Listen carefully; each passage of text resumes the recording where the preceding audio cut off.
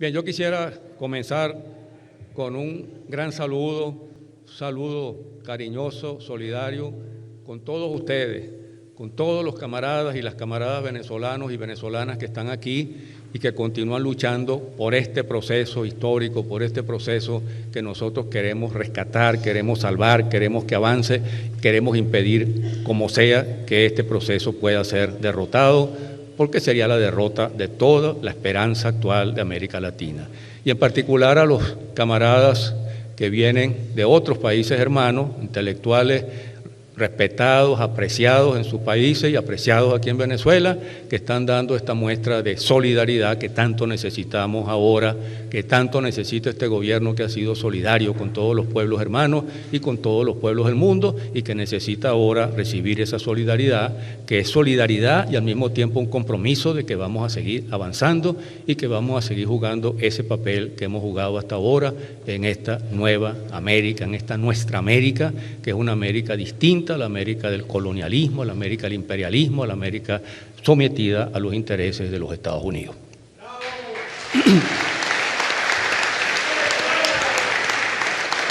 Pero hay que decir una primera cosa. En estos actos se suele hacer algo que es muy bueno, pero después resulta problemático. Quiere decir, se le ponen unos títulos extraordinarios a los temas. Déjenme ver cuál es el tema. Imagínense, Venezuela y nuestra América entre la crisis del capitalismo y la geopolítica imperial. Una guará, como dicen los barquisimetanos. Es decir, eso es un tema que da para unas exposiciones larguísimas. Entonces yo aprendí a hacerlo hace tiempo, lo que tiene que hacer en esos casos es coger el pedacito que puede tratar bien y meterse con ese pedacito que se pueda tratar bien. Y eso es lo que yo voy a hacer. Si no voy a hablar de la crisis actual del capitalismo, sino de un tema que me interesa particularmente, que es la geopolítica imperial estadounidense, pero metiéndome a analizar un poco su fuente, sus rasgos, y para terminar, examinar la forma en que está amenazando hoy a Venezuela. El imperialismo de los Estados Unidos es el enemigo principal de todos los pueblos de este planeta. De eso no debe quedar duda. El obstáculo principal para la libertad, la independencia, la soberanía de los pueblos son los Estados Unidos. Un imperialismo arrogante, soberbio, poderoso, bien armado, dispuesto a someter de cualquier manera a todos los pueblos que no acepten su voluntad, que no acepten su dominio. Eso ya lo entrevió nuestro libertador Simón Bolívar en 1828, cuando pronunció aquella famosa frase, realmente no es una frase, está en un texto, en una carta a Patricio Campbell, el cónsul británico, donde le dice que los Estados Unidos parecen destinados por la providencia para cubrir América de miserias en nombre de la libertad. Eso es absolutamente cierto, pero Bolívar se quedó corto. Y se quedó corto porque no podías hacer más. Los Estados Unidos no eran todavía la amenaza que fueron luego. Y hoy los Estados Unidos, sin duda alguna, estarían destinados por la providencia, pero la providencia son ellos mismos que se autocalifican de designados por la providencia, cualquier cosa que pueda hacer la providencia, que cubre hoy el mundo entero de miserias en nombre de la libertad. Eso es exactamente lo que son hoy los Estados Unidos. Ahora, yo estoy convencido de que nosotros, los venezolanos y los latinoamericanos, conocemos bastante bien lo que son las manifestaciones de la voluntad imperial de los Estados Unidos, esa voluntad imperial de dominio del mundo, y lo conocemos porque hemos sido sus primeras víctimas. La expansión de los Estados Unidos comenzó justamente contra esta América Latina, y esta América Latina fue considerada por ellos como su patio trasero, y todavía de vez en cuando se le sale que somos el patio trasero, como dijo John Kerry hace unos años en el primer gobierno de Obama. De tal manera que nosotros en general conocemos fundamentalmente las manifestaciones del imperialismo estadounidense y en algunos casos no nos limitamos a eso, sino que tratamos de conocer otras cosas, pero en general lo que hacemos es conocer a los Estados Unidos desde afuera. Conocemos a los Estados Unidos desde afuera. Y es necesario, absolutamente necesario, no creer en lo que los Estados Unidos manifiestan de sí mismos. Porque incluso estamos sometidos a unos medios, a una televisión dominada completamente por los Estados Unidos, de tal manera que los Estados Unidos venden una imagen de sí mismos que es una imagen absolutamente favorable, absolutamente favorable. Y mientras nos roban a nosotros el derecho, como se hizo en Venezuela en las últimas décadas de la Cuarta República, el derecho a estudiar nuestra historia, ellos convierten su historia en programas de televisión que nosotros de alguna manera tenemos que ver, en películas, en todos los mecanismos de difusión, para imponernos su propia imagen vista por ellos, para ellos mismos. Pero lo que nosotros entonces ignoramos, los venezolanos, y yo me atrevería a decir que los latinoamericanos, es lo que es una falla grave en nosotros y lo que es lo principal desde el punto de vista de lo que son los Estados Unidos. Es decir, ¿de dónde nace esa voluntad imperial? ¿Qué es lo que nutre esa voluntad imperial? Ese poder expansivo que en medio de las crisis y de los éxitos sigue expandiéndose y sigue teniendo un proyecto de dominación de todo el planeta, lo que ha sido uno de los componentes esenciales de esa sociedad estadounidense. Y esto no es un problema teórico, esto no es un problema distante, todo lo contrario. Esto es un problema concreto, directo, esencial para nosotros conocer de verdad la clase de peligro que son los Estados Unidos, la clase de amenaza que son los Estados Unidos, y para tener incluso una política imperialista más clara y más coherente que la política un tanto ambigua y coyuntural que nosotros mismos, amenazados por los Estados Unidos, hemos tenido en estos años. De modo que yo quiero que ustedes me permitan entrar a caracterizar algunos de esos rasgos propios de los Estados Unidos. Lo voy a hacer de manera sintética porque no se puede hacer de otra forma. Primero, pueblo elegido. Los Estados Unidos son un pueblo elegido, elegido por Dios, por su Dios, por el Dios judeocristiano, el mismo Dios de Israel, Yahvé. Pero a diferencia del pueblo elegido por Yahvé, que aparece en la Biblia judía, en lo que los cristianos convirtieron en su Antiguo Testamento, este nuevo Israel no se equivoca. El Israel de la Biblia se equivoca cada rato, se vuelve adorador de ídolos y Yahvé pelea con él y Yahvé constantemente lo critica. En este nuevo pueblo elegido es perfecto, es único. Este es un pueblo que no se equivoca nunca, que encarna el bien, encarna la voluntad de Dios. Por eso Dios los ama y por eso ellos piden. Los presidentes lo hacen con cada discurso. Al terminar cada discurso piden la bendición de Dios.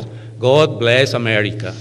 Que además, por cierto, nos robaron el gentilicio a nosotros hace mucho tiempo. Ellos son América y nosotros no somos América, somos algún tipo de americanos, latinoamericanos, hispanoamericanos, no sé qué cosa, pero ellos son América. Entonces, God bless America, que Dios les ratifique la bendición que les ha dado y que los ha convertido en un pueblo elegido, único como no hay otro.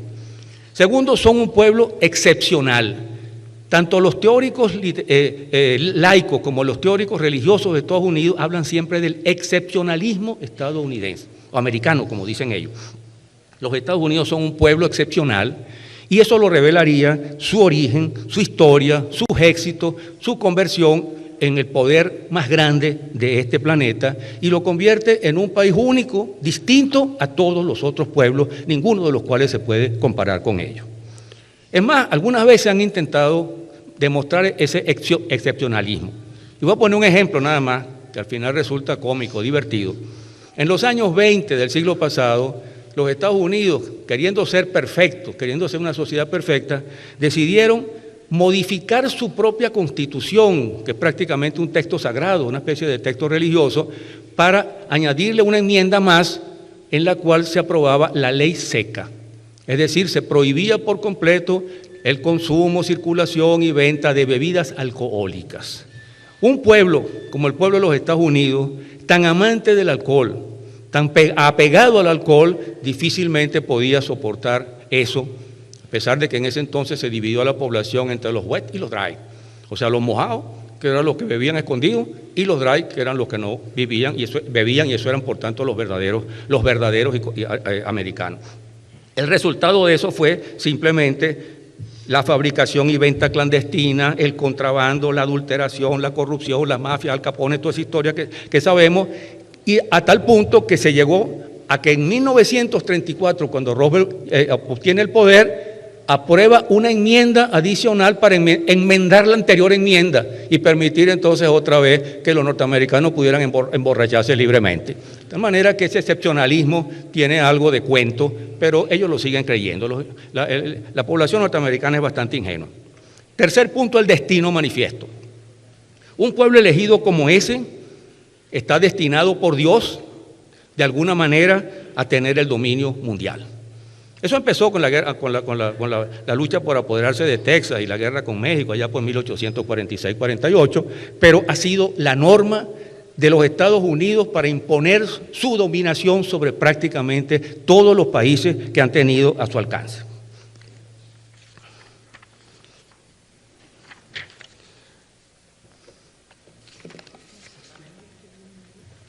Empezaron matando a los indios, despojándolos de sus tierras, encerrando a los supervivientes en reservas miserables, saquearon México, le robaron la mitad de su territorio, se apoderaron de Centroamérica, del Caribe, y aún hoy siguen dominando casi el mundo entero y están dispuestos a someter a todos los países que se niegan a aceptar ese dominio. Pero si nos metemos, como diría Martí, en las entrañas del monstruo, yo diría que podemos encontrar algunas cosas todavía más interesantes para analizar el peligro que representan los Estados Unidos. Primero, los Estados Unidos son una sociedad religiosa, fundamentalista y maniquea.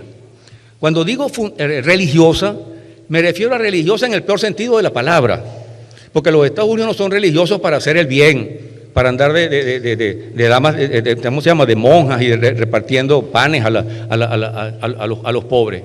Son religiosos para convertir sus crímenes en tareas impuestas por Dios, para utilizar la religión en función de su criminalidad, de su violencia. Practican el fundamentalismo más extremo y el maniqueísmo más radical. Todo en los Estados Unidos se divide en bueno y malo, en lo que representa el bien y lo que representa el mal. Y ellos siempre representan el bien y todo lo que se lo oponen representan el mal. Es difícil ser más maniqueo. Segundo elemento, la sociedad estadounidense es una sociedad racista como ninguna otra sociedad del presente y del pasado. Los Estados Unidos han sido y son la sociedad más racista del planeta y lo vemos todos los días. Viene desde sus orígenes en la colonia, se mantuvo a lo largo de su historia y se mantiene todavía hoy. Y cuando hablo de racismo expreso, no de ese racismo solapado que existe por todas partes. El racismo encaletado, escondido. Hija mía, nos hemos blanqueado durante varias generaciones, ya casi eres blanca, ¿cómo te me vas a casar con un negro, chama? Cásate con un catirito. Eso es racismo, pero eso no se publica abiertamente, ni se mata a nadie porque tenga la piel oscura como un negro o afroamericano, como se prefiere decir ahora, estadounidense. Son una sociedad racista como ninguna. El racismo se ejerció contra los indios, contra los negros, contra los extranjeros, contra los europeos mediterráneos o del oriente de Europa, contra los asiáticos, contra los latinoamericanos, contra los árabes, contra todo lo que no sea blanco, europeo, anglosajón y protestante. La sociedad además es xenófoba, tercer componente. Han sido y son una sociedad y una cultura de odio al extranjero, al extraño, que en inglés es lo mismo. Stranger en inglés significa extraño y significa también extranjero. Ellos son los únicos y verdaderos americanos, como ya dije, blancos, europeos del norte, anglosajones, protestantes, y los demás absolutamente son extranjeros, así hayan inmigrado igual que los primeros colonos que llegaron a los Estados Unidos. En cuarto lugar, son una sociedad, y esto es único, esto sí es excepcionalismo de verdad, es la única sociedad del mundo que ha convertido el capitalismo en parte de su esencia, de su identidad como país, como pueblo, como sociedad, y ha llegado hasta el punto de despojar de la condición de americano, de norteamericano, a aquellos que en algún momento han sido críticos rotundos del sistema capitalista y que han planteado socialismo o comunismo. Nada más que recordemos la comisión aquella del Congreso para averiguar las actividades un-Americans, las actividades no americanas, de los no americanos, y por supuesto el macartismo de los años 50. Y por último, son una sociedad expansionista, una sociedad absolutamente expansionista que uno compara el mapita de las 13 colonias con el mapa de los Estados Unidos hoy y de los países sobre los cuales ejercen su hegemonía y se encuentra que están metidos en el mundo entero. Pero lo que yo quiero destacar aquí es una cosa. Los Estados Unidos se han caracterizado por estar constantemente inventándose enemigos. Siempre han tenido un enemigo que representa una amenaza a su seguridad. Y por supuesto eso les sirve para unir a un país donde hay tantos conflictos y tantas diferencias, darle unidad a ese país luchando contra un enemigo que es un enemigo exterior, pero que a veces tiene también componentes internos porque hay gente dentro del propio país que podría estar conectado con ese enemigo, es decir, ser una especie de espía.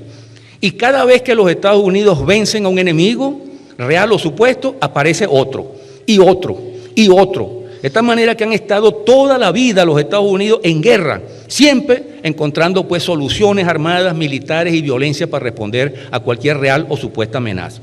Yo le puedo rápidamente mencionar la lista: los indígenas, a los cuales se terminó, los franceses durante la colonia, los ingleses durante la independencia, otra vez los franceses después de la independencia, los irlandeses, los Illuminati, los masones, los jesuitas, los católicos, el Papa, los judíos, los anarquistas, los bolcheviques que le duraron desde 1917 hasta 1991, los árabes y musulmanes, y dejo de lado los terroristas y los narcotraficantes, porque ahí el enemigo son ellos mismos, claramente. Ellos son el país donde hay más consumo de droga y el país que arma, prepara a los terroristas que después en algún momento se independiza de ellos. Y hoy los chinos, los rusos y los chinos son otra vez enemigos de los Estados Unidos, y dentro de esos enemigos ahora está entrando la Venezuela chavista, nuestra Venezuela. Pero antes de hablar de Venezuela, para terminar, quiero decir unas cosas más sobre los Estados Unidos. Cuando era presidente de los Estados Unidos, ese genocida y criminal de guerra que fue Ronald Reagan declaró, oigan esto porque esto es bien importante, que la sola existencia de la Unión Soviética era una provocación para los Estados Unidos.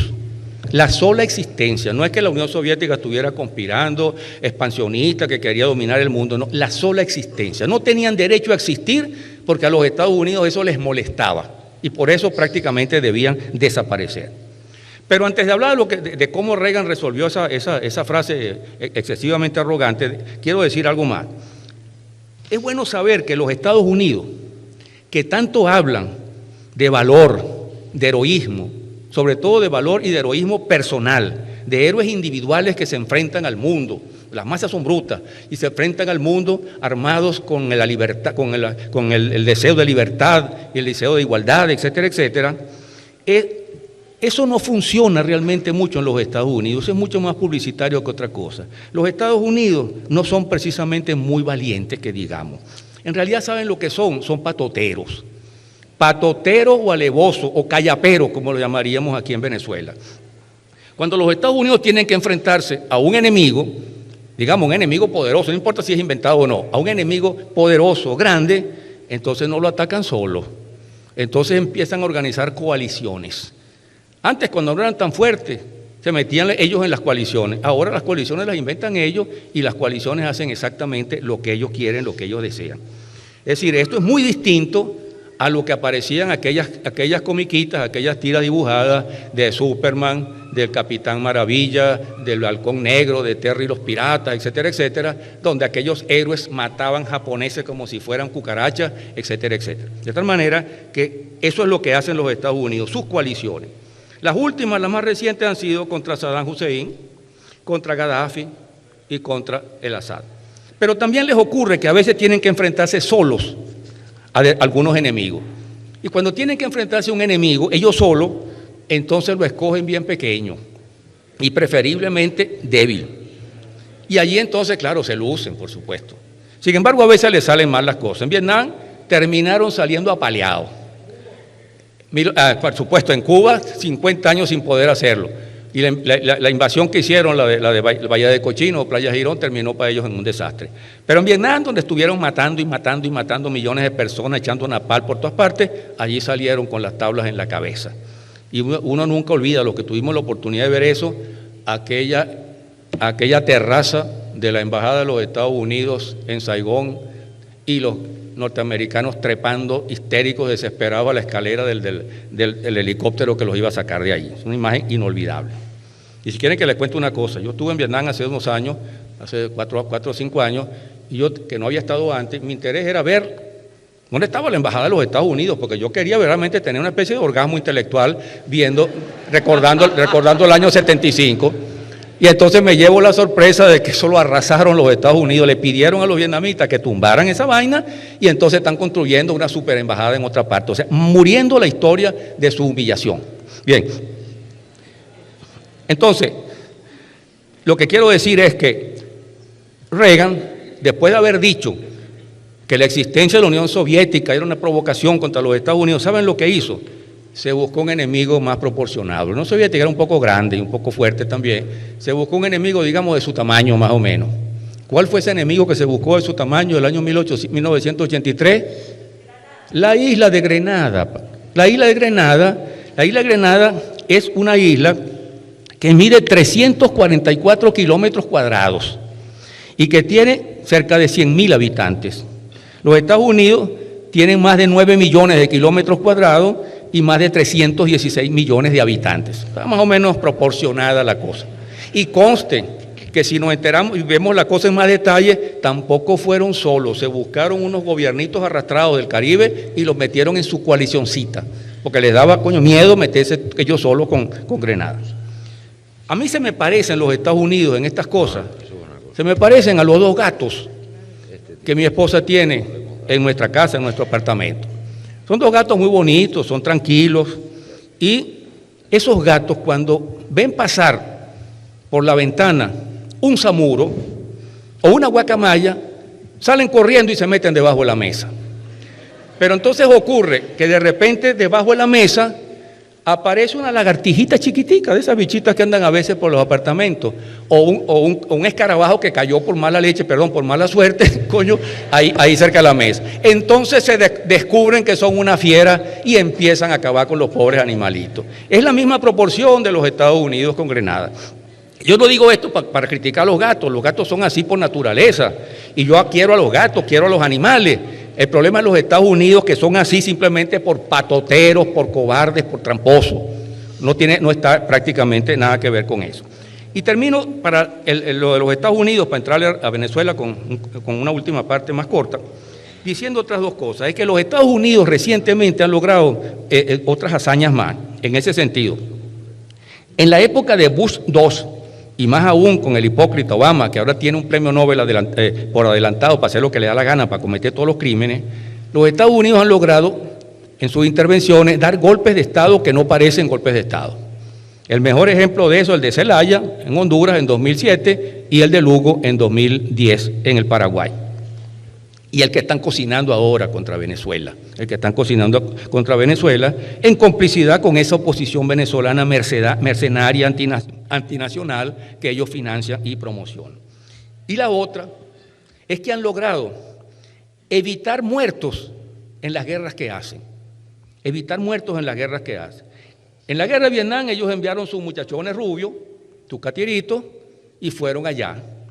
Los que no quedaron chuecos físicamente o chuecos mentalmente o convertidos en drogómanos regresaron en bolsas negras. Los Estados Unidos, si tienen capacidad de aprender, aprendieron. Cuando invadieron Panamá en 1989, entonces los soldados eran negros o latinos. Eso no les duele ni les importa nada. Los catires sí les duelen bastante, sus muchachones rubios. Y finalmente fue así. Y ahora ni siquiera es eso. Con el hipócrita de Obama, los Estados Unidos no necesitan involucrarse directamente en las guerras que hacen.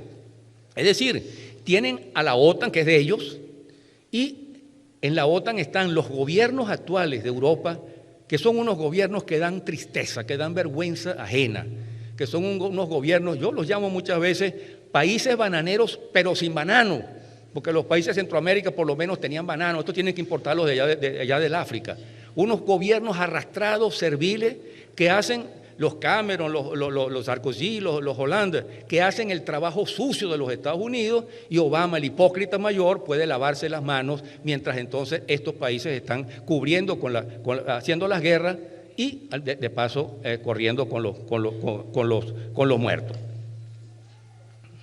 Y cuando ellos aparecen, Es el último nivel de la cobardía.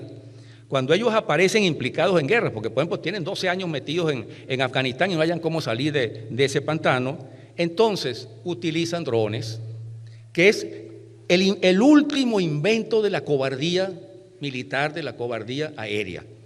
Es decir, allí un señor desde una computadora en California está viendo una boda allá en un pueblo de Afganistán o de Pakistán, en la frontera esa, y decide que el dron, que no tiene piloto, si lo tumba no importa, les dispare 4 o 5 misiles y los destroce. Y después los califican de terroristas.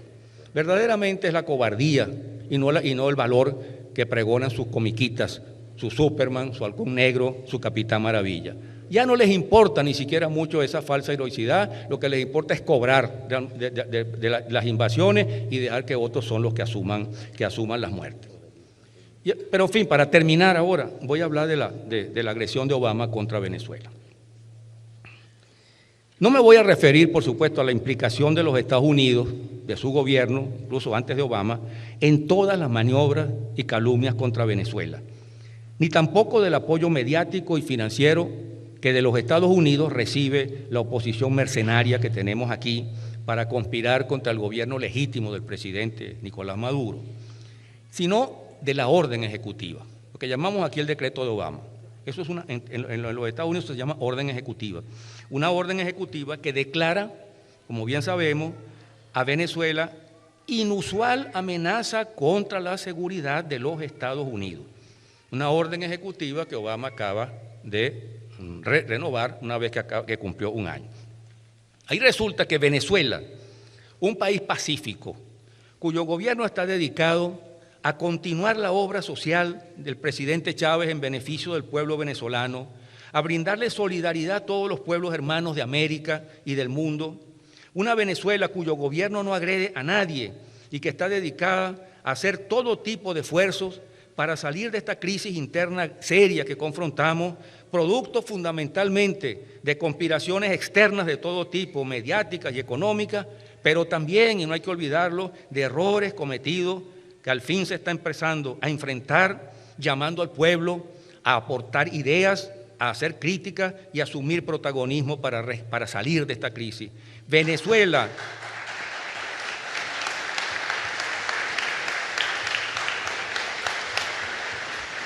O sea que esa Venezuela es una amenaza para la seguridad de los Estados Unidos. Y además Obama habla de que él desea un gobierno legítimo para Venezuela. Ustedes han escuchado eso, un gobierno legítimo para Venezuela. Esto es algo insólito. Lo único que le faltó decir fue Maduro tiene que irse. Eso fue, ahí no llegó, pero prácticamente significa lo mismo. En fin, se trata para el gobierno de los Estados Unidos, para ese hipócrita de Obama, y hay que ver lo que nos espera por allí con la Clinton y con Trump. Se trata simplemente de que los Estados Unidos están apoyando un solapado golpe de Estado para derrocar al legítimo gobierno del presidente Maduro a fin de reemplazarlo por un gobierno que él sí va a declarar legítimo, como hicieron los Estados Unidos en 2002 con Carmona, para que el nuevo líder de ese gobierno, Carmona II, vaya de inmediato a los Estados Unidos a lamerle las botas a él y a recibir su bendición para hacer que Venezuela regrese a los añorados tiempos del neoliberalismo, de la perrarina, de la entrega de las riquezas del país y de la miseria, que pareciera que está buscando ganarse un segundo premio Nobel. La respuesta de Venezuela ha sido la que sabemos. La respuesta de su pueblo, de los pueblos hermanos, de los intelectuales de aquí, de los intelectuales revolucionarios de toda América Latina, ha sido rechazo contundente a esa amenaza, y ese rechazo se mantiene vivo igual que el año pasado. Pero en medio de eso hay una consigna que lo resume todo, una consigna realmente hermosa, que es la consigna que hemos visto por todas partes: no somos amenaza, somos esperanza. Es cierto, es una consigna hermosa y válida, pero yo le he criticado antes, me la paso criticando cosas que voy a hacer. Yo la he criticado antes porque me parece una consigna incompleta, a pesar de lo hermosa que es. Y es incompleta porque es cierto que nosotros somos una esperanza. Pero justamente por eso es que somos una amenaza. Si no fuéramos una esperanza, no seríamos ninguna amenaza y los Estados Unidos estarían contentos con eso.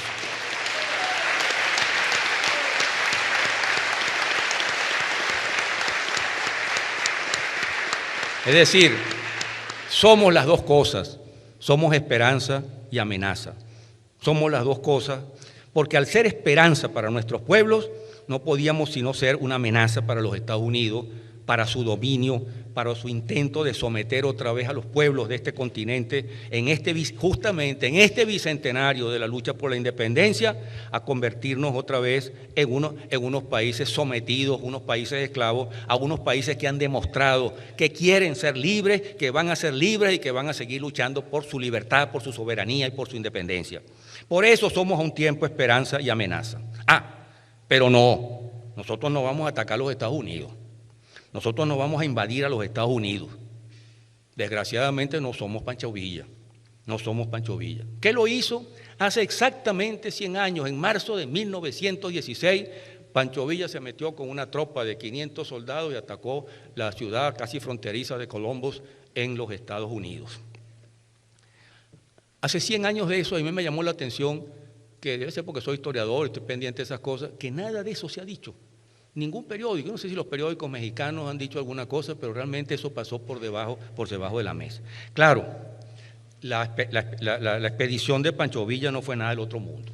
Fue un ataque improvisado, mal preparado, no fue nada extraordinario, no fue el día D ni nada parecido, pero uno no deja de sentir una profunda simpatía por esa hazaña. ¡Viva Pancho Villa, carajo!